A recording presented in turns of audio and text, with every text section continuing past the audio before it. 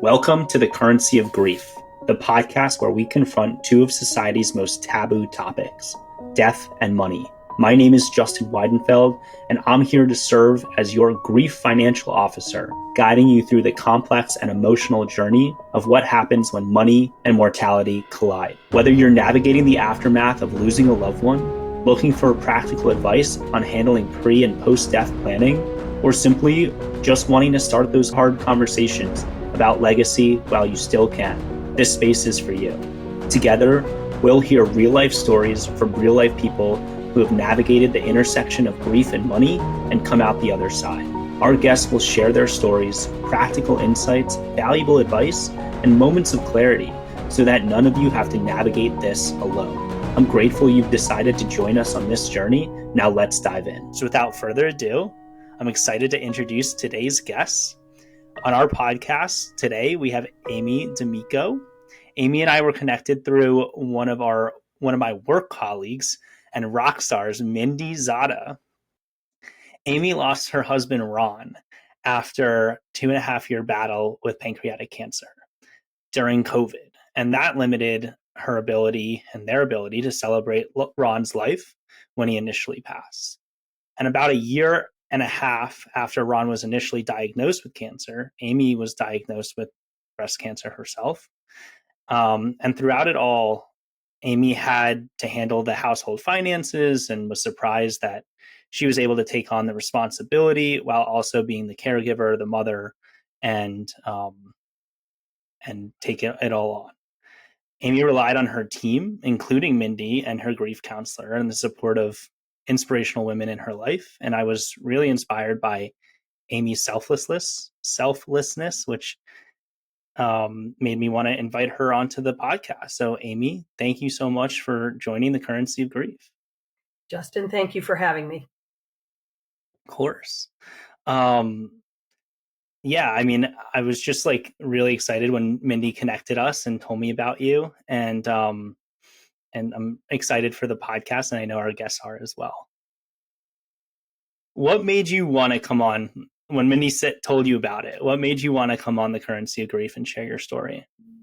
Well, my initial thought was to be able to help people, knowing that in all of our stories and all of our situations, I think there's value that people could find, takeaway advice, a tidbit, a nugget, something, anything to help. Yeah. And I believe in prepping for our conversation today, there will be a lot of nuggets and a lot of takeaways that people will be able to take and hopefully implement or change their lives. I agree. Well, Amy, here on the Currency of Grief podcast, we don't spare a second. We dive right into the deep and heavy stuff. And so I'd love to hear a little bit about your grief story, if you don't mind. You bet. So, Justin, the timeline looked like 2017 in October. My husband was an avid golfer and literally was golfing one day. I'm wearing my Masters shirt. You go, wonderful. Awesome. And so golfing one day and jaundice the next day. He had a rich background in healthcare. So he knew right away he had to find out what was happening. And so sparing the details of the actual diagnosis, et cetera, initially it took probably only about 3 days to find out that there was a suspicious tumor on his pancreas. And then we began to follow, obviously, the protocols for diagnosis. And through the timeline of 2 years and 5 months, we ended up going through a couple big surgeries, over 30 chemo treatments, all kinds of stuff happened along the way. And then in the middle of it, I found out I had breast cancer as well. So it was a lot. And the more I delved into it, the more I found it interesting. A lot of couples in their lifetime will have cancers. Not that many have them at the same time. Is there like a percentage of that? Because I feel like that's super rare. Yeah, it's under 10%. Wow. Yeah. That's fascinating. I mean, that's terrible. Thank you for sharing your story and that timeline. And yeah, I mean, I guess where do we start? What was it like? when you initially heard and found out about Ron's diagnosis? Right. So with Ron, it was the disbelief. It's like, no way. And ironically, we were at the initial doctor appointments, and I remembered so we had a great world-class oncologist, the best team ever, still are. Anyway, one of the doctors had said, do you have any family history of pancreatic cancer? And Ron said, no. And he was in medical. And I said, wait a minute. Your Aunt Lynette passed away from pancreatic cancer. And he said, but she was old. I'm like, but it was still pancreatic cancer. Myself, I was adopted. So I did not have family history. And then fast forward to my finding out about breast cancer, I literally went for a mammogram and got a phone call that day by 4:00 saying there's a spot and we want to biopsy. And I remember putting the phone down and thinking, no way. Oh, no way. And then I thought, okay, let's meet this head on. Of course, I would have the biopsy done so I could find out. And when I did find out it was an invasive lobular cancer for breast cancer, I immediately knew, Justin, in my heart that Ron remained the mission. I hate to put it this way, but his cancer was literally worse than mine. There aren't a lot of survivors of pancreatic, not that one cancer is definitively worse than the other. However, with breast cancer, caught early, mine was not even staged. I knew I wanted the most effective, swiftest treatment so we could stay on the mission of helping Ron. Wow. That was that selflessness that I alluded to earlier about. Wow, thank you. Yeah. I mean, how do you did that just kind of come out in your immediate conversation after the aftermath, or was there thought that went into, hey, I'm very much a visionary. And so in regards to this podcast, I have a vision for the podcast, right? Yeah. You basically mentioned that Ron was our priority. Ron is getting Ron better was our vision, and spending time together was our vision. And so in regard to how did you kind of make that decision to obviously you were undergoing treatment and stuff like that, but Ron is the mission. Right. So for me, it was simple. Ron reminded me to breathe. So I had excuse me, the biopsy done and immediately went to oncology, where I met a female doc that was going to take care of me. And she gave me a giant binder. And I took the binder home, and she said, please educate yourself on all the different resources, treatments, etc. Breast cancer, and I didn't know this fact at the time, but breast cancer has 9 billion with a B poured into it annually for research, etc. It is actually a more common cancer that oncologists deal with. Pancreatic cancer has a less than 5% survival rate. So that's why immediately it was, he's the mission. He's got to be the mission. I was very fortunate in my treatment. In conclusion, I had no radiation, no chemo. I chose a double mastectomy with reconstruction.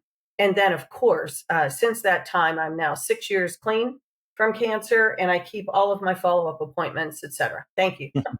Thanks. Sure. So it sounds like your first step was getting educated, because, I mean, it sounds like your family had minimal history. I mean, from what you know of in your adopted family, and then Ron's family had minimal cancer history. And so maybe it seems like it was a new adventure that you were going on.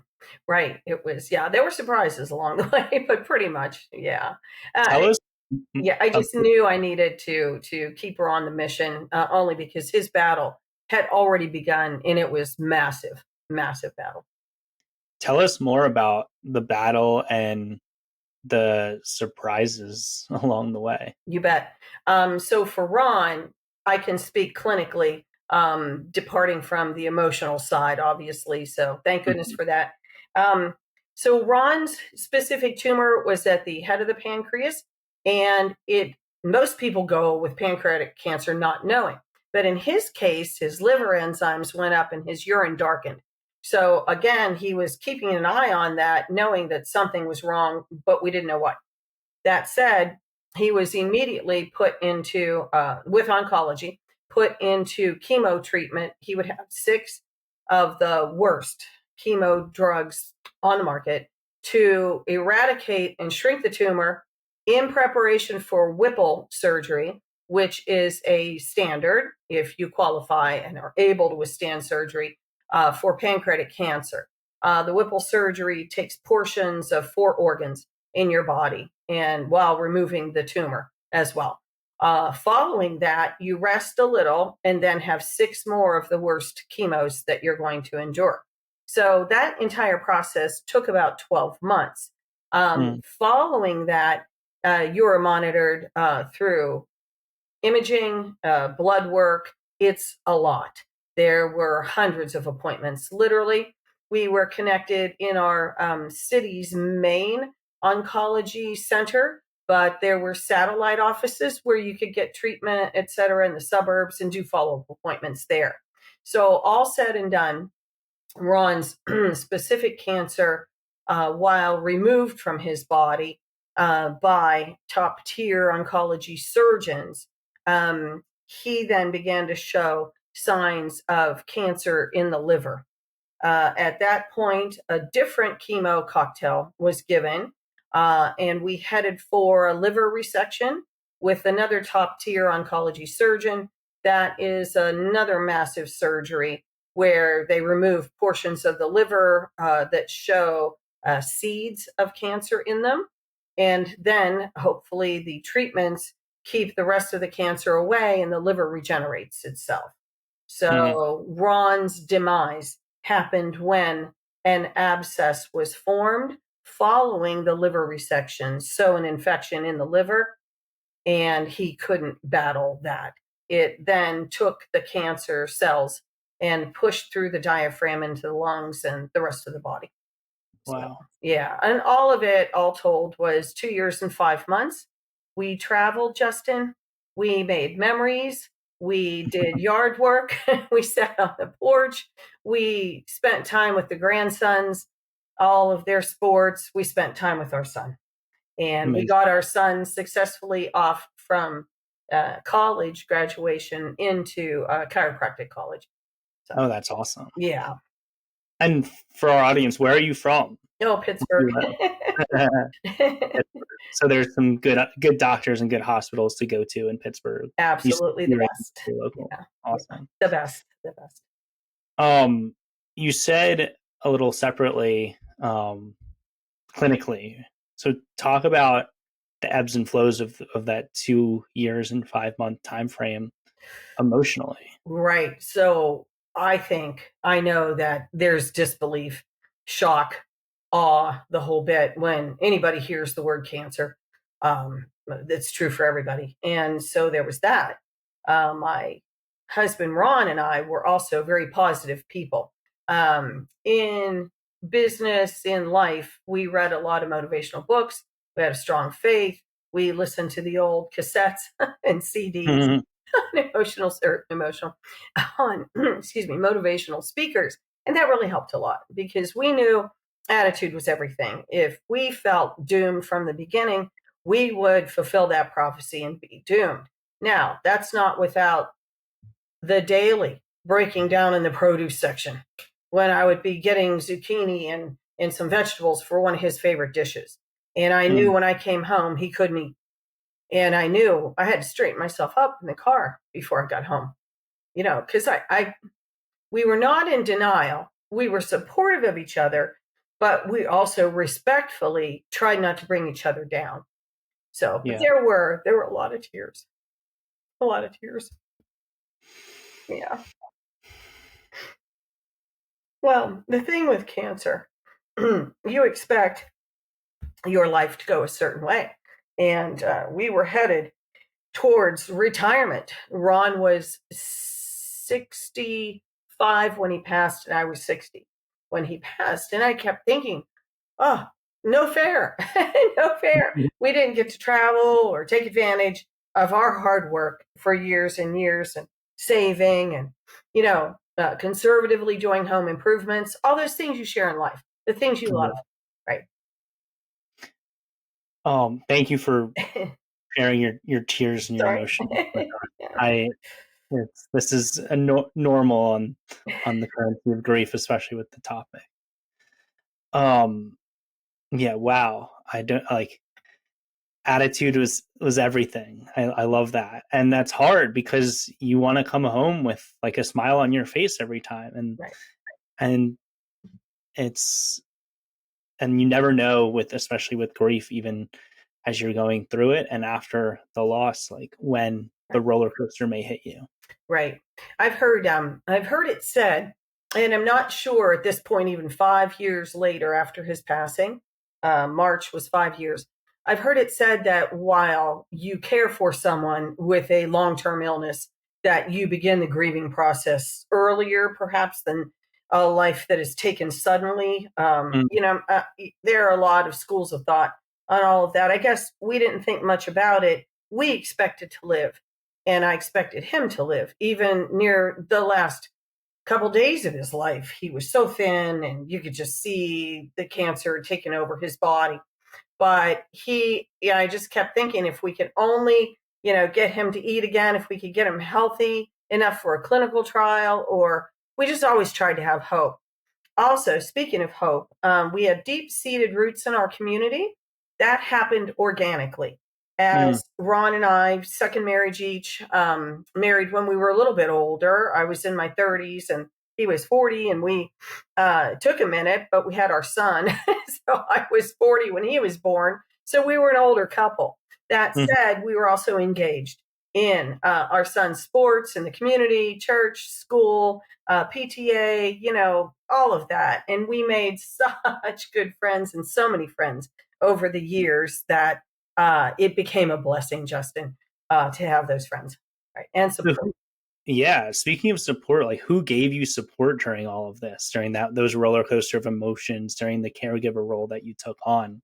Right. Who was your team, your support? So, quick side note, if I may, I was engaged in a part-time job, but it led to attending more community events, etc. And I heard Mindy speak at a women's event. And I stood there with one of my best friends, Diana, and I was just like, wow, I love what she said.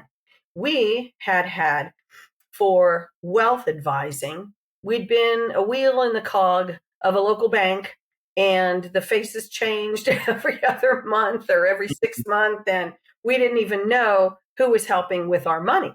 So I literally came home, and this has been well over a decade, and I said to Ron, hey, I met a girl and I want to sit down with her. And I said, I want you to come too. He said, of course I will, because he was the primary breadwinner, money manager, and leader in our family. So we both we met Mindy, and I was so grateful and glad we did. Therefore, the relationship was already established, so that when cancer did strike, we had Mindy in place. And Mindy has been amazing through everything. Not only had become a friend, but more than that, she had, like I'm sure you do, Justin, a vision for a person's life, their goals, their family goals, their objectives, and their finances, and hoping, again, to live a long life into retirement and having that money last. So that said, it was, again, a natural, organic relationship with Mindy that evolved to, Ron's diagnosis, and then going through, she watched treatment with us and everything. We met with her still. And then afterwards, she was obviously there for me. So there was Mindy, and there was my friend Maureen. Maureen's my Catholic friend. We're Catholic. And Maureen is such a strong support person. We met when our boys were 5 years old. We stayed together through elementary school, serving in PTA, and then later, middle school, high school, still volunteering. And then our boys went to the same college, and we became college ambassadors. We joked and said at some point we have to back off. Kids are getting embarrassed that we're always in their schools. But we just love them, and we love the community that existed as well. That said, Maureen also serves a lot in the church. So she knew a lot about, she's a funeral liturgical minister and a Eucharistic minister. So when Ron was passing, and he passed at home in my arms and in my son's arms, and it was really quite beautiful. It's odd to say that. All I remember is thinking, where's my phone? And for 3 days, Maureen had come into the bedroom, taken my phone. She made all the arrangements, got family informed, kept everybody together. We went to the funeral director together that we had already pre-planned, etc. And she was amazing. Yeah. So the time was a blur because there are such big decisions that were made. So in conclusion, it was Mindy first, and always to assist with the finances and to make sure the house was stable, if that made sense, the household. And then Maureen for me emotionally to walk through the process of what she calls loving a good send off. And later, I was connected with a grief counselor online because of COVID, and Miss Linda and I were together for 2 years, once or twice a week, talking and going through all the emotions and everything about grief. So Wow. that was it. So you had a team. Did have a team. That's great. And then I know there's like, you're very ingrained in your community. And so how did you take care of all of this? And like, how did you take care of yourself through it all? Right. So, funny, when I was diagnosed with cancer, I went, Ron and I had the same oncologist, and he's just a super guy. He's the head of oncology at this huge hospital, and he's just awesome. So he suggested I take yoga. So online, I just started to flop around on a mat, basically. Takes it. It really helped. Oh my gosh. I could not start my day, Justin, without walking the little dog, getting a cup of coffee, and then just do my yoga stretches. It really helped center me. When I did have surgery physically, it made me stronger to recover from my surgery as well. Also, later, it helped me to have a routine to deal with grief daily, so I didn't curl up in a ball and simply waste away, because you could have, really could have. Now, granted, I was in bed a few days crying after I lost Ron, and very, very much alone with the pandemic as well. So yoga really helped. That physical sense, walking helped a lot. I think I mentioned I've been known to go out on my property and throw a few axes at the trees I have on my property. A lot of screaming into pillows, a lot of, I've been known to throw a few things too. When you're packing up the recycle bin and you've got all the Amazon boxes, things like that. I would know when I was full. I would know when I was full because the lump in the throat happened, the tears started, and I knew I needed to get it out. And also during breast cancer, I was so blessed prior to surgery, I was so blessed with my good girlfriends, and there's a posse of them. They put together what was called a blessing party in my friend's home. And all the guys came, and mentors in business and our children, and we dyed each other's hair pink, and we had pink food and pink cocktails, and everybody wore pink, and everybody brought something meaningful, like a gift card that would help both Ron and I through treatment and surgeries, dinners, meals, just fantastic community of people and love.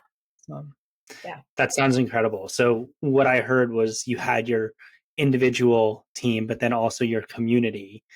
You also developed the routine around yoga, and having a routine is super important because in the midst of sadness and change and finding your new normal, at least you have something to look forward to. It's yoga in the morning. It gets you up, gets you active, whether you're flopping on a mat or doing a pigeon or downward dog. And then I think what was also really interesting was knowing when I didn't get it at first. And you said knowing when you're full. Mm-hmm. And I think that's really difficult for a lot of people. But when you are full, having an outlet to let it out, and as maybe people may not go throw axes in their yard, but screaming in a pillow is pretty accessible to a lot of people, or at least letting it out verbally with like in a calm manner with people that you enjoy, care about, or a therapist or grief counselor that you have. Like, that's so important. Right. Absolutely. And I think it's human interest stories. I want to make note that not everybody needs a massive population of friends like we had. We simply put in the time over the years. We were just here in the community, working, living, associating with people. A lot of people are blessed to have family. I have a very small family, no siblings. My husband has one sister. And we have, of course, my stepdaughter and then our son together, and they were adults, right? So we had that and two beautiful grandsons. So, we're blessed with all of that. But that said, I think that anybody, even if they're absolutely alone, could still benefit from the outlets of grieving, from counseling, to axe throwing, to finding some kind of outlet, whether it's music. I caution on having too many glasses of wine. I would caution on, right, medications and so on. But, I'll be honest, when my husband passed initially, I saw my PCP, my doctor, because my heart rate was just at night. It felt like my heart was flipping. And I'm like, great. Is grief this deep? I had heard about a broken heart syndrome. She never said I had that, but she cautioned on, don't drink too much. If you need something to sleep, let's start with melatonin, that type of thing. So, yeah, right. I mean, you've got to carry on. You have to have the will to carry on. Right. That will to carry on is harder in some moments than others. Agreed. One of those things that it's like, it sounds good, but when you're in the thick of it, it's like, oh, I don't know how to do it. And I think it goes back to the fundamentals of having a routine, something to look forward to. I always use the marathon analogy of like, the only thing you can control is putting one foot in front of the other. Do something to make yourself 1% better every single day. I love that. And through grief counseling too, it was in phases, again, that happened organically with. You talk about the loss, talk about your love for your spouse or the deceased, and then you move into, yourself and your emotions, etc. And then there are times you talk about family, everything happening around. My point, there were some interesting times. Oh, the first winter without Ron, I had such a desire to take a really heavy blanket to his grave and put it over the grave because he was always cold. And I mean, Linda had to talk me off the ledge because I was at Thanksgiving. I wanted to take a turkey leg and take it to him because he loved a turkey leg. And I was still so connected to him, his physical being, the life we shared, that those were like really strange moments that I heard myself saying to her. And she's like, it's okay, take a lawn chair and just go sit and talk with him. And then I began to learn to do that without being really strange, like throwing my body across the grave or people thinking there was something that happened and checking on me. So over time, I'd been known to take a little shot of whiskey, one for me, and pour one at the headstone and, just say cheers. And over time, Justin, I was able to share with him, here's what's happening with our son. Here's what's happening with the grandsons. And it was good. Sure, it was good. And another way to know you when you're full, exactly, to be able to let it out and still keep that semblance of normal and to keep him in your life. Right. Absolutely. And to this day, I have a couple of acres of land here in the home we shared, which I'm selling soon, but I'm out there cutting grass and it's hot and it's nasty and there's a lot of grass and I'm like, yeah. So there are all kinds of emotions, including frustration. Oh yeah. I especially, I'm sure we'll get into the financial stuff, but a lot of people don't plan for this and that could be frustrating as well. Right. But before we do, how did COVID play a role in in Ron's passing and the cancer. Right. So we were at end of life, I would say February into March of 2020. So that was literally on television, the beginning of COVID. And we didn't watch a lot of TV. We weren't, we had people, family visiting, coworkers, etc., just come one last time to say goodbye to Ron. So we had no restrictions. We were not limited. We had a lot of hand sanitizer in the house, but really weren't paying attention to what this pandemic was brewing. He would have been fascinated by it. And it was funny because we scratched our heads when a gentleman from Florida, a good friend of ours, and his wife came and brought the last roll of toilet paper on earth. So then we were like, okay, well, when he passed, my first encounter with how serious the pandemic was at the funeral home when I went with my friend Maureen, who still had my phone and wouldn't give it back. So we went to do the final arrangements, and we were told we could only have 10 people. But we were also told that was for the church. The restrictions were not yet, Justin, in the funeral home where visitors could come and pay their respects. However, we were only to have 1 hour. So a traditional funeral, whether burial, cremation, or whatever, you can usually pay for, and you have set times for viewing. But we were extremely limited. So that said, we probably hosted about 25 or 30 people. We had that visited the funeral home. We had close family. And then my top tier posse of girlfriends arranged for a beautiful luncheon on the funeral home property in a side room. And we did have about 30 or 40 people there that came, my son's godfather, family, extended family, etc. And literally when we came outside, it felt, for me as a retired flight attendant, it felt a lot like 9/11. When you walked out and there were no airplanes, there were no cars, there was like nothing. It felt like that. I remember coming out of the funeral home being, wow, we're the only ones in the parking lot, and we kind of took leftovers home, and then that was it. So moving forward from that point, I have my father. So my father lives a half a mile from where I do, and he's gone now. We lost him last April. At almost 101, he had a fantastic life of achievement and valor. He was a great World War II veteran, great guy. That said, I now began to turn my attention to my dad, who would need meals and didn't cook for himself much, and now was forced to stay home isolated. So my little dog left from my husband and son and myself. My little dog and I went and took care of dad. We took him meals. It became a daily tradition. He enjoyed the time we spent together. We would watch news media outlets and keep up on what was happening. I used the safety protocols when I go to the grocery store, but life became very simple. And oddly, Justin, I am not sure why, I thrived with grief in the fact that I had isolation. I wasn't forced to socialize or do anything before I was ready. I was fine with yoga pants, a box of tissues, my little dog, and my quiet house.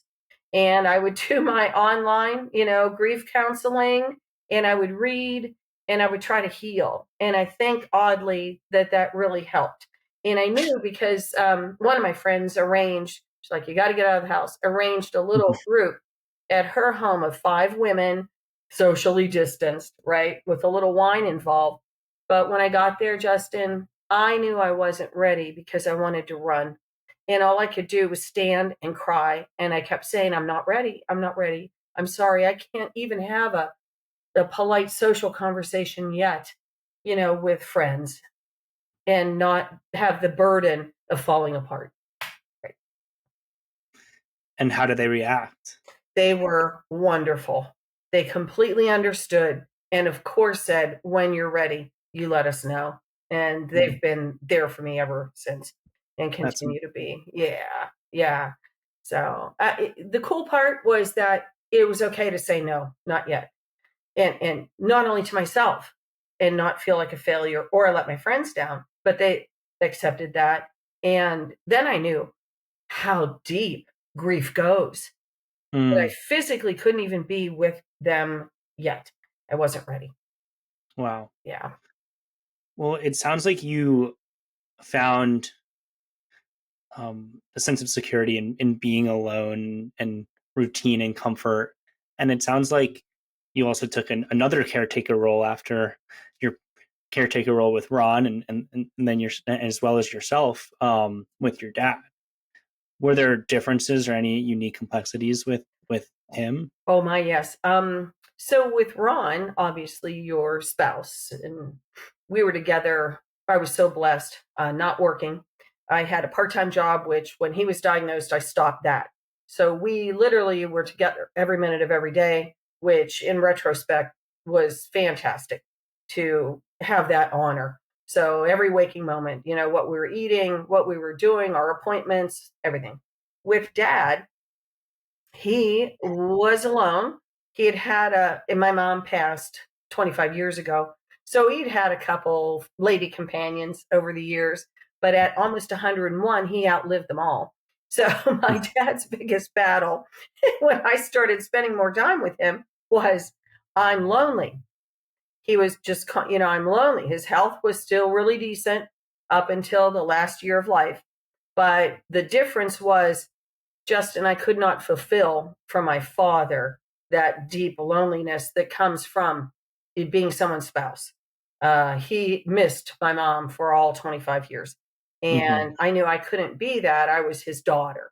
I could take meals with him, watch a baseball game with him, sit and talk, read, take him to all of his doctor appointments. But it was profoundly different than doing all of that with a spouse.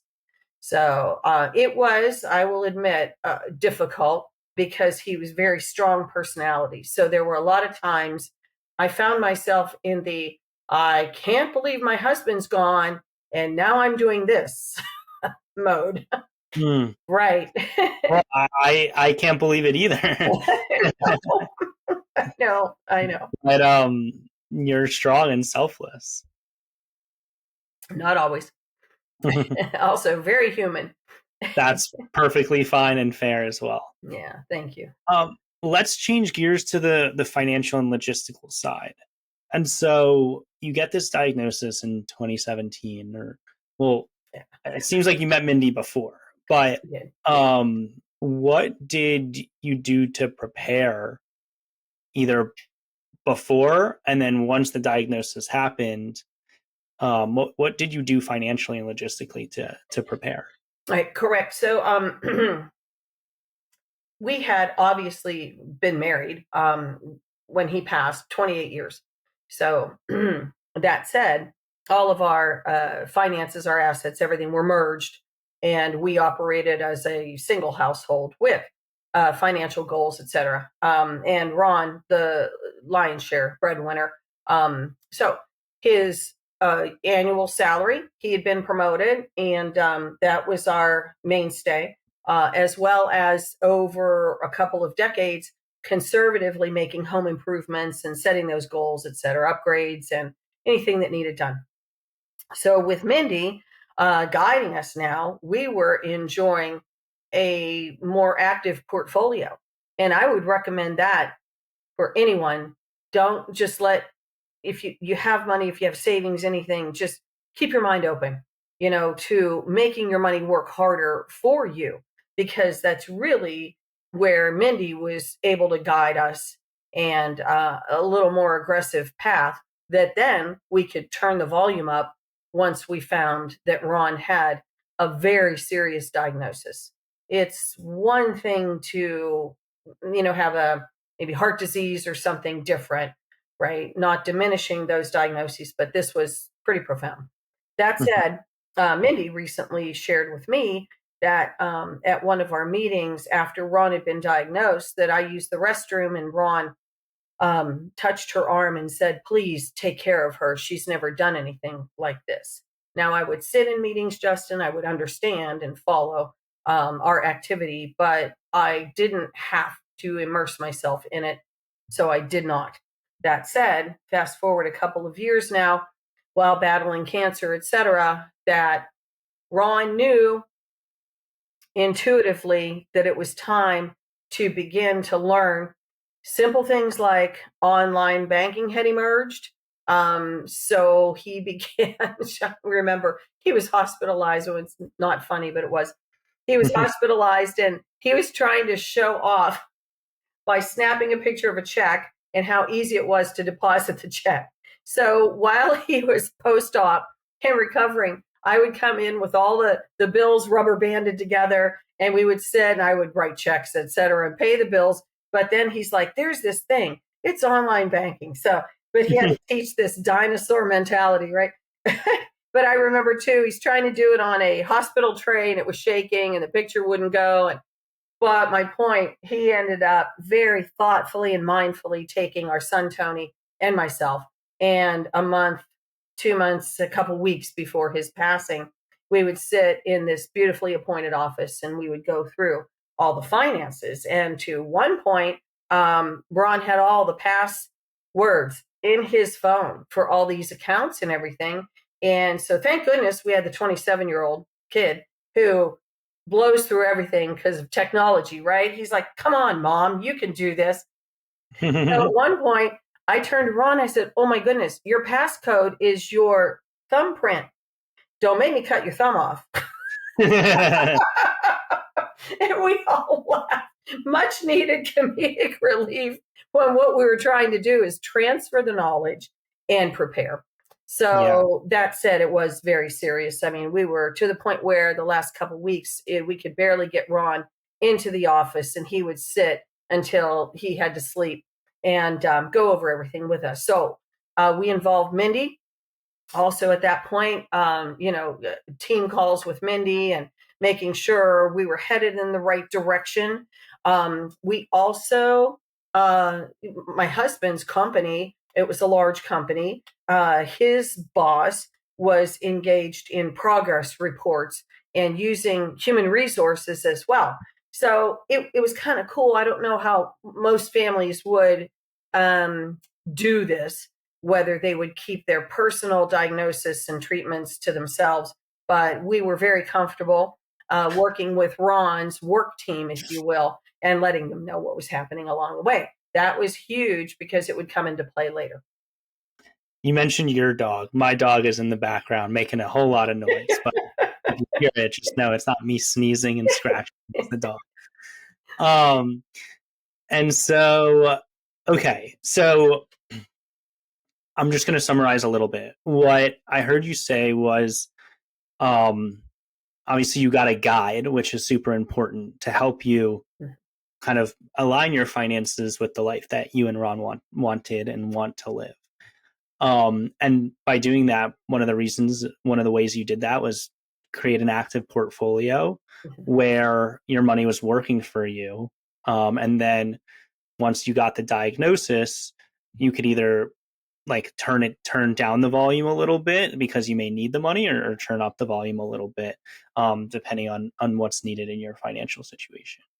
Additionally, I think the passwords in the phone is so relatable. So many people say the biggest thing is like, I didn't know, like for me and my dad, I didn't know where all of his passwords are. He had like, he had a lot of passwords in his phone as contacts. And then he also had a lot of passwords like written down on his sheet of paper over time. And I was like, what are these even to? How do I read this chicken scratch? And so it sounds like Ron was able to transfer that knowledge, like you said, to you and your son. And it sounds like not only that, but you, as a retired flight attendant, Ron originally handled everything, but then you were kind of put into a little bit more financial responsibility, and fortunately Ron was there to guide you along the way, and so was Mindy, and so you felt confident in your role. 100%. And if I could introduce another person at this point, it'll make sense. So I'll keep this story brief. No. Ironically, because I was mentioning Ron and I were older, second marriage, etc. And he had already had his daughter, the first marriage, and we had our son together. My father was aging, and he comes from some amazing genes. My father's mother, my Nuna, lived to 105 and a half, and my father almost made 101. That said, my father was also in, with our suggestion, my father was in the process of creating trust to help count down from the old folks' home. You have the countdown where you want to protect your assets and your family doesn't lose everything because you might be in a situation where you need long-term care, et cetera. So dad had long-term care insurance. So I won't go into all his personal finances, but we took him to an elder law attorney and we established a trust to protect his assets. He did beat the clock. By the time he was the last 2 months of his life in assisted living, skilled nursing, he had beat that clock. So that was good. But he protected his assets. That said, we had another person now in our life who Ron and I went to happily when he was diagnosed. And we said, we want to change our will. We want to solidify if we needed a trust, we didn't know or not. We wanted to make sure our insurances were up to date and in place. Mindy helped a lot with that, just like you would, Justin. But we also needed the legal documents drafted. Mindy worked seamlessly with Christine. I have a female theme going on. All the women in my life, they're wonderful. But Christine was absolutely fundamental in updating our will during end of life for Ron and then following his passing for my son and myself to make sure that we were safe, our assets protected, our everything in place. And then I went ahead one evening. It was fun exercise for me. I don't know why, but I planned out my funeral, my absolute last wishes. I already have my plot beside Ron. That's paid for. Got our headstones designed. It might sound morbid. I don't care. It worked for me. Yeah. I have everything down to if there would be a luncheon after my viewing, what kind of chicken, beef, and green beans I want served. And my friends laugh that I wrote that, but I'm like very specific. And my son knows where everything is, and it's safe and secure. And I hope that he, is able to execute those wishes. So Yeah. Well, you're saying this with so much joy in your voice, and people so often just avoid this conversation topic. And you're like, oh, I have it all planned out. I know where it is. My son knows where it is. I've told someone about it. And it sounds like you feel a sense of comfort and clarity that the plan is set. And you know that no matter, you've done the best that you can to put it in place.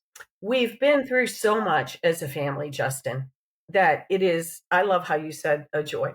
It is my joy to take away the burden from my son, my stepdaughter, my grandsons that would be left with unfinished business. I think, to me, one of the most selfish things to do is to not plan. Therefore, your family is left in turmoil. So many families torn apart by the promise of even small sums of money or lack of arrangements. I've just seen it happen in the parameters of our family and friends as well, too. So I'm like, oh, they always said, Mom, your favorite word was the word done. And I walk around done. It's my favorite word. I love that. That's amazing. So talk to us about the first finance. So it seems like, going back to the conversation about your dad and the elder law attorney, it sounds like he needed to trust because he needed to protect his assets from maybe state aid or any other type of, or maybe put someone on the trust who can make decisions for him on his behalf. How did your evaluation of a trust versus having a will, how did that go, and what went into that that decision? You bet. So learning about a trust, I was intimidated, but I went And I immediately liked the elder law attorney that we were working with. She was also a referral, obviously, from Mindy, but boy, was I comfortable. And realizing my dad always said, you're the only one, I'm their only child. So I knew that I needed to understand. Now, I want to be clear, my dad's trust was small. We're not talking millions and millions. My father inherited a small warehouse in a nearby town. So that was from his family, but it was an active warehouse with a lease on it. My dad had a certificate of deposit. So he wanted that protected, a few $100,000. My father also paid cash for and owned the condo I'm now downsizing into. But those three assets, if that makes sense, we wanted them protected, right? Yeah. So that if he was incapacitated and in personal care, et cetera, that wouldn't take away from what I would have inherited. Believe me, I still paid a lot in PA inheritance tax. That was horrific. It's 40%, just saying. Oh, wow. I know. But again, blessed that we had planned and prepared for that. He would have been really mad if he knew the total amount, because that is based on your date of death, right? Right. Yeah. So back to the trust. I was grateful because I began to learn a couple of things. For example, my son, Tony, is my only blood relative. It was my father, now myself, and then Tony. So I do not need to be top heavy with life insurance, because Tony will simply inherit what I have. I have made arrangements for my stepdaughter, who had a life insurance policy that it had come from her father, as well it should have. And since his passing, I have gifted her from our estate, and then recently gifted her my son and two grandsons from my father's estate, my choice. So therefore, a will is adequate for me. I don't need a trust because the bulk of everything I have is in investments now, which is a trust issue, as you know. My risk tolerance, Mindy says, is a little higher than my late husband's, but that's okay. It's okay. It's also been very interesting to me because I'm older to learn about all this stuff, and I certainly do not have it mastered. That's where I rely on someone like you, Justin, your advice and your vision. How have you gone about teaching your son about personal finance? And would you have wished you started to learn about this earlier? Right. So that's a really great question. So for Tony, it goes back to when he was turning 16, and my dad and Ron and I pitched in with Tony to help him get his car, his first car. So that was fun. And of course, we took him to the bank to learn about checking, etc. Kids now, you're lucky if they know how to sign their name in cursive, right? So I digress. So we started early with Tony. Naturally, Tony had this thing where when he got money, he wanted to keep money. He was never a big spender. To this day, he has holes in his socks. I'm mortified. I'm like, buddy, you're a doctor of chiropractic. You've got holes in your socks and you're wearing sweatpants from high school. This is horrific. So Tony one year cut grass, which Ron taught him to cut. We have a lot of grass, but he did 5 neighbors. And one evening, Tony came in and all this money down on the table. He goes, Dad, can we go to the bank? And Ron said, where'd you get that? It was over $2,000 in his drawer in the bedroom. So we began the journey and process of teaching him about bank accounts, etc. That said, Tony was we're blessed. He was very quick, as our daughter was too, to understand money. And I think from Ron, they both got the ability to want to save. And then Tony began to want to invest. So to answer your question very clearly, when Ron was gone,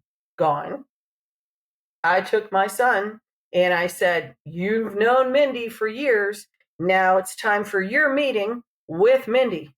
And they were off and running. He has his own accounts with my wealth advisor, our wealth advisor. So that was huge. That was huge. And very soon he's writing his own will as well too. That's great. Yeah. Well, it sounds like teaching him the lessons in your own household and getting it, like working for your money early and instilling the importance of saving. It sounds like he was born with it, but that's been super important. And then being that guide in the household along the way to go to the bank with him and show him which account to open up and how to navigate that. You kind of, as a kid, you take a lot of those money habits from your parents. Absolutely. And books play an important role as well, too. I mean, kids hate to read, but it's fine. So we always subscribe to Dave Ramsey's Financial Peace. Right. And we did a lot of reading on our own. Tony Robbins has a lot of stuff out there on money, et cetera, investing. And so my son embraced parts of it. I know he doesn't read a book cover to cover, but everything's online now, too. So he's quicker and faster when he needs advice. He also again, I'm blessed, stayed away from, a lot of the online betting, gaming. He's a sports fan. He said there are a lot of potholes along the way he could have fallen into, but he didn't.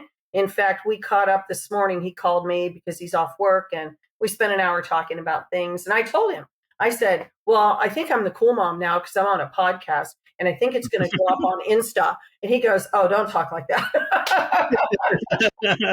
It will drop on Insta, and you will get a shout out for that. He goes, just let me know when. You might have to pull that quote.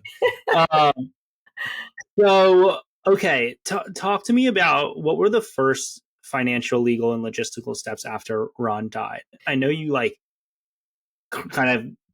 just talk me through that. So pandemic, oddly, was kind of cool too, because everybody was home. And I really mean this. So Mindy and I would do call after call, and it didn't take a whole lot.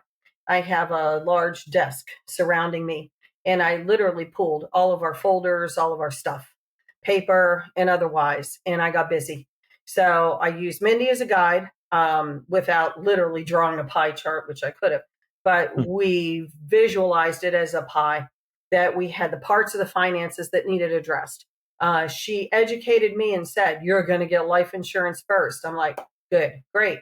Then Social Security needs to be the next hurdle, because I was too young at the time. I would take my husband's Social Security, which I did. Now I'm approaching the age of 67 for my own, because mine would be more now than his was at the time. Mm-hmm. So even the Social Security administrators were at home working from home. I got through on a phone call. Praise God. So all of it took, Justin, very specific steps of deal with the life insurance policy first, make the calls, do the follow-up, boom. Make sure, and I did very methodically. I didn't know I could do it, but I had time and I had quiet around me. So when emails were required, phone calls were required, I could make a list on a legal pad. What am I doing the next day? What do I have? What tasks need to be completed today? So the pie basically looked like life insurance, Social Security, looking at other income streams, which were my pension, which I hadn't taken yet because I didn't need to. But I spent almost 30 years with the airline. And so I had that coming. And then what were other income streams? What could I pull from investments on a monthly basis? Because I had to create a budget. And that was key. I remember saying to Mindy and my accountant, oh, I can't do this. And they're like, yes, you can. So I overdid the budget too much. And then I pared it down. And then about a year into this, like literally 1 year after Ron had passed, I fell short for 2 months and I was scared to death. So now this was all living debt free. Do you have enough to pay your credit cards? Do you have enough to your mortgage? You're this, you're that. So the scariest time for me was a year after Ron passed, and I had more month than money, and I was terrified. Wow. Yeah.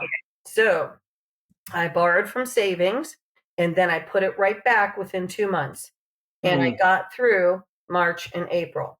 But I made a vow I never wanted to live like that again, because I couldn't sleep at night, and I was so nervous. And at the time, I know what happened. Taxes had hit. I'd never run the whole household until I got the rhythm of, in October, it's going to be school tax, in March, it's going to be property tax, et cetera.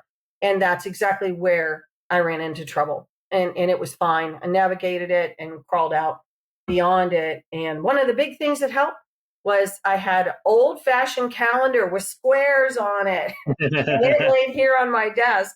And each month I would turn and say, the electric bill is due, the gas bill, the water, the sewage, and then here come taxes. And there's always that credit card, because I personally use a credit card to grocery shop, buy gasoline, etc. And all the while trying to keep my credit good too. So it sounds like you mapped out, like the first year, it sounds like there were some ebbs and flows, some learning experiences, but then going forward now, you map out when everything's due. That's planning. And I get where the dunner in you comes from. It's just like, let's get it done. Let's create the list. Well, I sleep better when I get things done. Nothing to me says freedom more than having financial peace, right? And like household peace, freedom, it was always a philosophy of ours and my father's to live debt free. I mean, you work hard, you pay things off, and that's what you do. So since then, I paid off the mortgage on my own. I did a little happy dance in the bank. They thought I was silly, asked if I want a picture. No. Then I just purchased, Ron purchased a car for me, a new car in 2017, which we used to use or just get pre-owned cars. But he did that, I know, as a gift. And we had a car payment because we did half cash, half payment. But that was paid off a while ago. And I had enough money to just purchase a new car in November for myself, my first one. That's amazing. Yeah. What was that experience like going through alone, your first car, purchasing like kind of by yourself? Yeah. So kind of funny. My late husband and my late father would have belly laughed at me, because I found myself taking my car in for service, and it needed, just like those commercials, right, that talk about one day you're going to need like a new transmission or whatever. So it was literally that scenario. I needed all kinds of stuff done to my car just to pass state inspection and new tires on a large SUV, et cetera, et cetera. And it was topping the thousands. So I literally turned to the maintenance crew working on the car, and I said, do you mind if I run up to sales real quick? Mm-hmm. So my point to my deceased father and husband was, gee, I needed new tires, so I just bought a new car. Just kind of the decision was based on that. I also knew my car was over 7 years old, and it was time. I had lost the tech in my car. It was a big deal. Yeah. Right. That's I know, like, you were working with the employer on life insurance, and then also had to navigate, I'm sure, Ron's chemo, like the bills around Ron's chemo treatment. Talk us through that. So, first of all, because Ron was this was all him, 100%. He had been with his company 20 years. He was a leader. He was a super nice guy. So he was the boss everybody wanted. So it was devastating for them, and it's a medical community again, to hear the diagnosis and know. So they had lifted Ron up themselves, constantly supporting him, emails, phone calls. Then HR, of course, he began working with HR for short-term disability, long-term, when you have an illness that goes on, as his did. There was a gal in HR that we met, and Mindy and I talked to her after, obviously, Ron passed. So we began an email stream that had to be, because we had, death certificate, all this stuff's happening. Also, my husband had, and for anybody out there, this may benefit or may not, he used a company car. He had a company computer. And it was really strange for them to come to the house and take all that stuff away. It was important because it was also a job in medical. So there was a lot of information that needed to be protected, other than my big burn barrel out by the woods. So there was a lot, and it was all done very tastefully. So navigated that. It did feel odd and kind of lonely and weird. And then again, back to HR. So we had a couple things going on to provide proof of death, etc., documents that were required. And I had to learn how to scan documents. I'm like, ugh, I hate this. Right. So connected with the printer and the laptop and doing all that. And my son was a huge help, of course. He was still coming home on weekends. And so we were fortunate. That said, HR released, of course, the life insurance came first.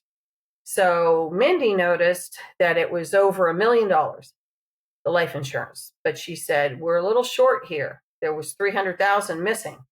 And so we had to go back to HR and ask why. So policies were shared. And simply because Ron turned 65 in October, before he died in March, there was written in the fine print that your life insurance policy, right, loses money because you're now age 65.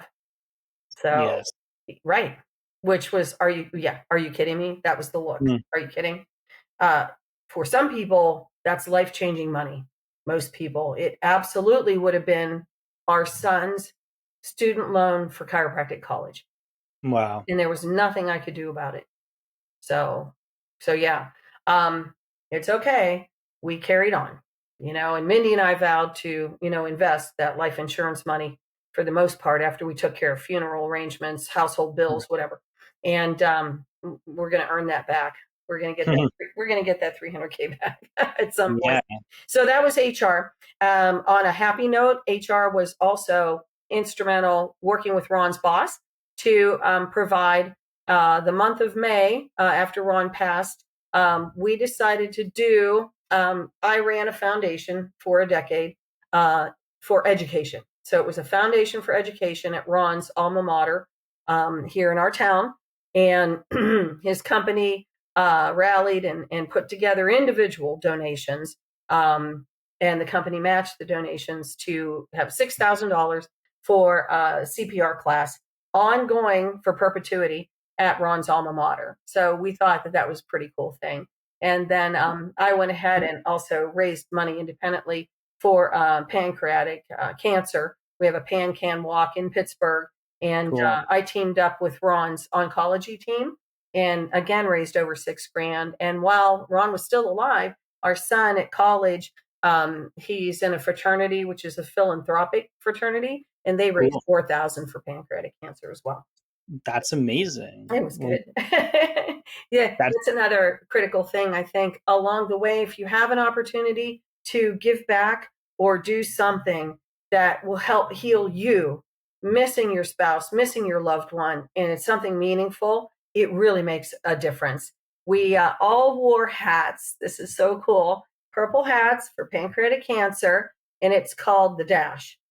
And the DASH stands for the date you were born and your date of death. How do you spend your DASH? What did you do during your DASH? So the DASH is a thing. I love that. Thank you. I want a hat. I'll send you one. We have some left. That's awesome. Oh, wow. Thank you for taking us down that road. I mean, it sounds like you kind of honoring Ron in a meaningful way. And in your DASH, it sounds like, and there's a similar thing, I just put on a charity golf tournament called What Would Don Do, WWDD. And I know you say, what would Ron do? And that's how you make life decisions on a daily basis. Absolutely. 100%. 100%. And then I wanted to address what you had asked too, Justin, before I forget. So medically speaking, I'm a folder person. I know it sounds weird. I have colored folders everywhere. And I do it because it's easier for me to remember. An employer taught me that years ago. Just put it in a folder. You'll treat it differently. It won't get lost. You'll know what it is and label the folder. I'm like, that's brilliant. So all of my household bills are in folders, etc. So I live off the folders. It makes it easy for me annually now to prepare for taxes. So I created folders when Ron got sick with his treatments. I mean, we had clinical trial folders. We had chemo treatment folders. There was like a lot of moving parts. Because his treatment went on for so long and surgeries, etc. So I also saved all of like the copay bills that you would get, prescriptions, those were all in folders. And it was a lot. And I had a box that was a banker's box, literally, and the folders would be upright in that box. So I hated to, but I called it the cancer box. My point, after Ron was gone, one of those dark, long pandemic nights, I got out a calculator and I started taking a look. This does not include chemo bags. No doctor or institution says to any patient or family, your chemo costs $200,000. They just don't. It's like a protected information thing. But Yeah. what I did add was everything we paid out, and we had great insurance, but everything we paid out in copays along the way, prescription copays, the surgeries, those copays, on and on, parking, everything that we, you name What it, you don't think of. $2.1 million. That's what you paid out? 2.1 million. No, the total cost of care. The surgeries each were upwards of 300 to 500,000 for the surgeries. No, our copay was $250 on that surgery. But the whole total for this human to be on this earth for 2 years and 5 months living with pancreatic cancer was over $2.1 million. Now we paid less, thank God, but it didn't hit our family too hard. What do people do? So I assume medical insurance covered the majority of, if not all. Absolutely. What do people do if they don't have medical insurance? Oh, I have no idea. So, I mean, I would imagine they would qualify for Medicaid, but I don't know state to state or age appropriate. At this point, I'm on Medicare, which is such a blessing that, I made it into that system. Ron was not. He was too young for Medicare. But again, his work, his job provided our medical insurance that we had for years. But it was still, it was a big chunk. And even after he passed, then I was still required to hit deductibles and was cutting checks for hundreds, if not a couple thousand after he was gone. But I would take each check. I remember Ron always said, make sure you find out if we really owe that, whether it was a hospital system that would bill and say, well, this is what's left after his 7-day stay, for example. And Ron would always check, double check, call that number on billing and say, do I really owe that? Or they could say, oh, since then, your insurance covered this portion. Because as we all know in life, you've got many hands in the pot. And, a hospital might be billing you for one thing that your insurance hasn't seen yet. That makes sense. Right. Yeah. That makes sense. Right. Was there anything else unexpected that took place? Anything that like people should watch out for? Yeah. Oh, yes. So this was weird. After Ron had passed, well, we always got mail. We got a lot of mail. We've been in this house for 30 plus years, so we get a lot of mail. I started to get notices, and some were pink, some had stamped urgent on the envelope, and I would open all the mail with, great care, right? They're thrown all away or not dealing with it, right?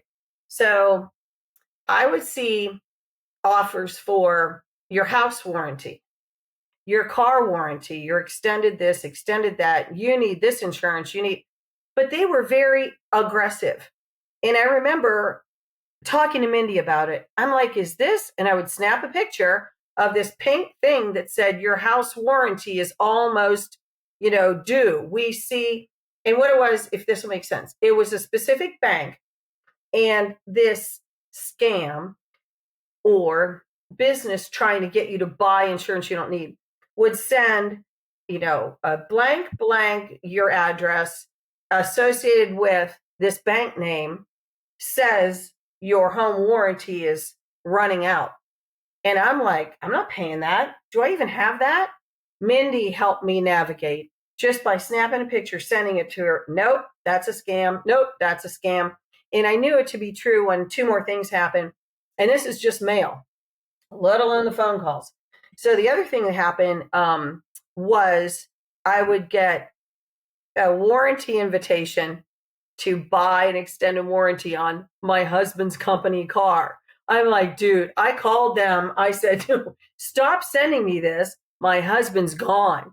And this Yeah. was his car. And the representative on the line said, you don't have to be that rude. I said, oh, don't even get me started. Right? How dare Yeah. you? What I found out, Justin, it's I think a crisis. I think it's horrific that less than reputable companies go online and find out if you're a widow. They find out if you've lost a spouse, if a death has happened, a parent is gone, and they use that. I got a phone call which was so chilling. Thank God I had my team. I called my accountant, Mindy. I called my elder law attorney. She had just seen this scam on 60 Minutes. It was out of Jamaica. They call, they have people tethered to phones. They call you and say, oh, Amy D'Amico, is this you? You've won the Publishers Clearinghouse. We have a Mercedes and 2.5 million for you. All you have to do is go to your bank. It was terrifying. They were saying they were watching me. The prize patrol was going to come in my driveway. I was chilled to the bone. Yeah. Thankfully, I had my team in place. I saw the call come on my phone. It was registered out of like Queens, New York. And the more I would aggressively counter the person talking on the phone, the more you would hear the thick Jamaican accent, literally, and background noise and things like that. It bothered me so much that I felt at that time alone. The aloneness from losing my husband hadn't been that profound until I realized I was at risk. For me as a woman, by myself, my son's off at college, and now it's me holding down the fort, and I had to learn all this. Now I got to protect all this. Well, that took me to buying a couple of guns and going to the gun range on a regular basis. Not in my house. Yeah. Not in my house. Education, strength. I needed to upgrade from axes to guns in order to protect what's mine. Understood. Well, I think the mentality of, absolutely ridiculous, and we have to change this in society of people trying to scam both widows. I experienced it with like a bunch of realtors trying to just get a hold of like my dad's properties. But you should not feel at risk when you already feel alone. But the concept and the mentality of, all right, like now I have to protect it all. Right. It's just me. Like, that's really hard. Oh, that was I kept saying, are you kidding me? Moment. Yeah. It was like, it was enough. And it's okay. I mean, I did things. I made sure that our cameras, all our stuff was up to date. I'm, always cautious with, and we live in such a nice community. Yeah. It's a great area. It's, yeah. But it was, I guess to conclude, with you sustain a loss and then you have everything to navigate after the loss. And then realizing, oh, golly, I'm the adult in the room now.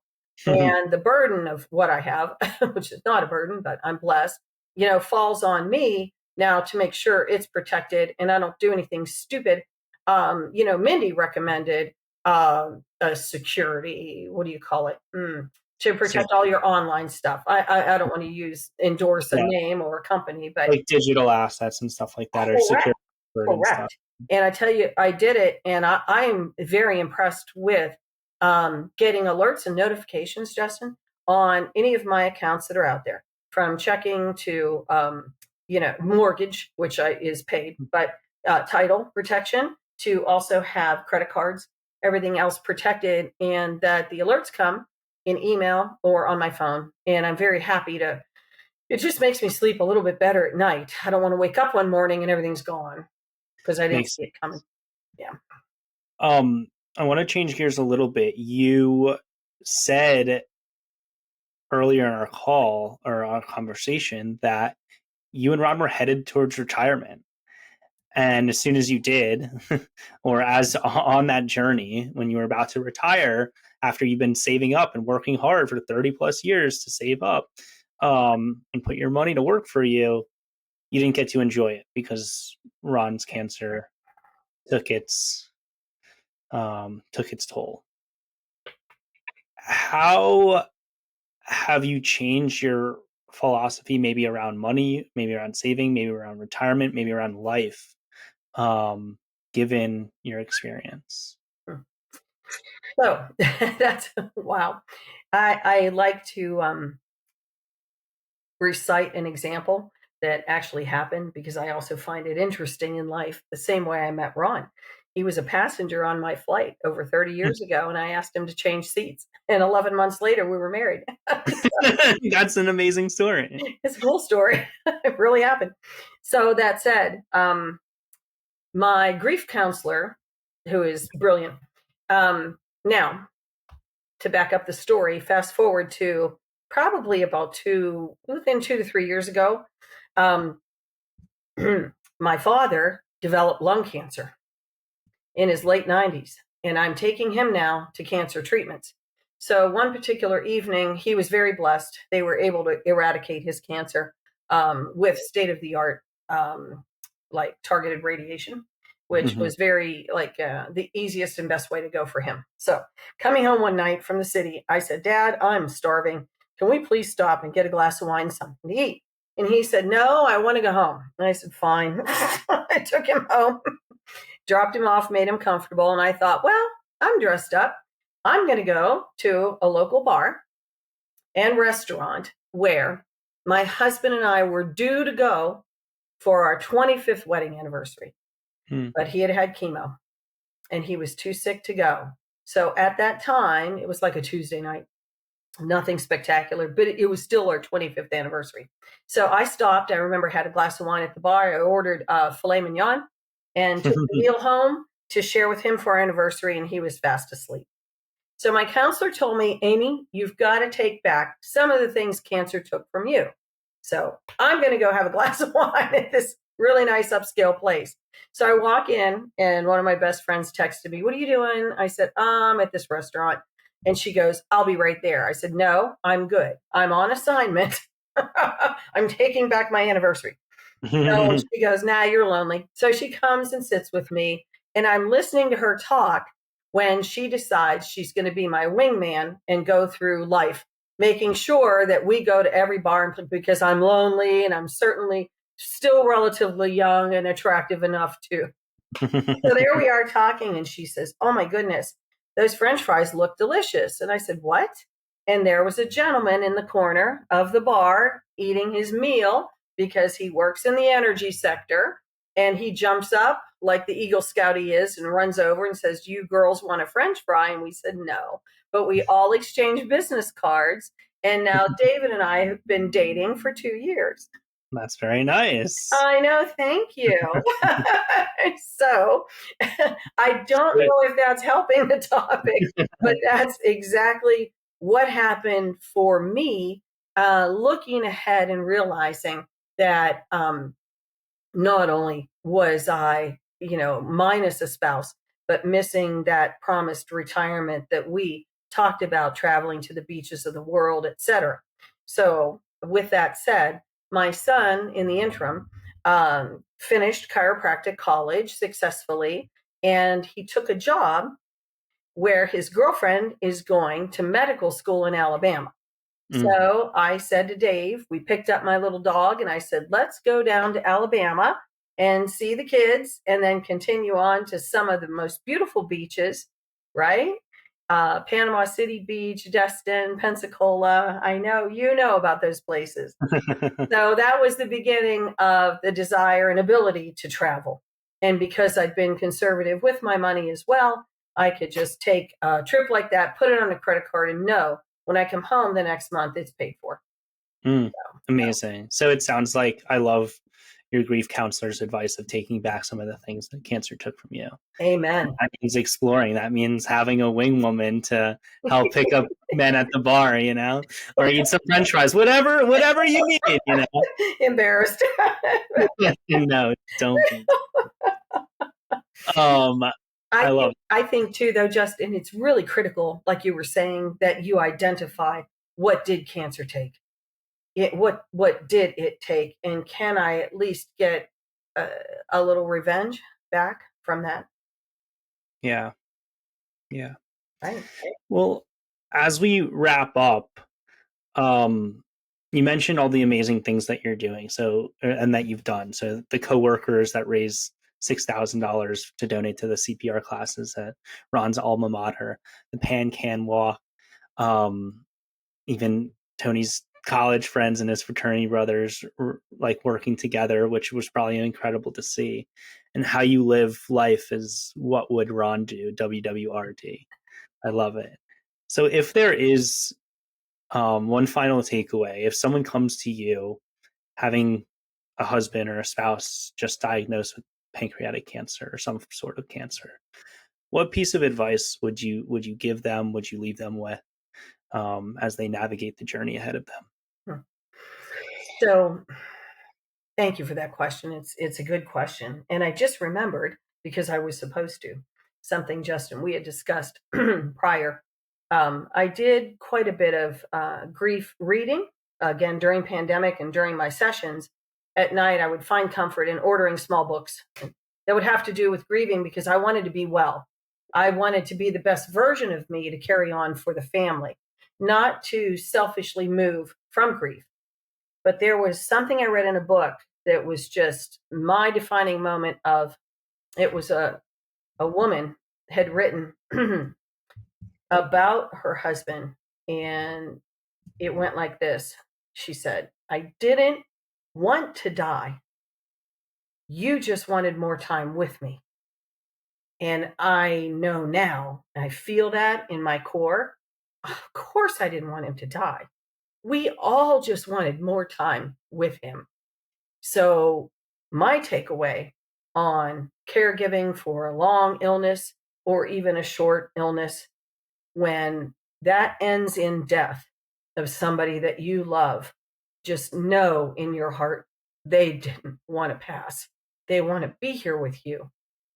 We are the ones that wanted more time with them.